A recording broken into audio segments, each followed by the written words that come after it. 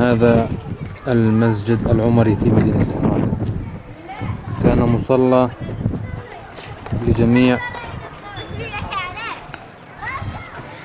الصلوات المفروضة على المسلم يوميا، وأصبح الآن مزار يرتاده الأهالي ليروا جشع هذا النظام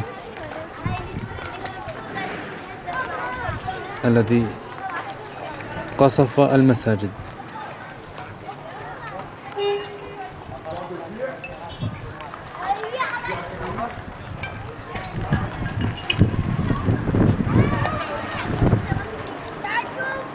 أصبح الناس يزورون هذا المسجد كمزار وليس كمصلى، لأنه دمر تماما.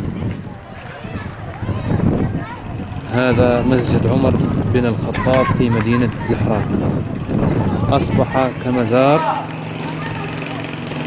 وليس كمصلى.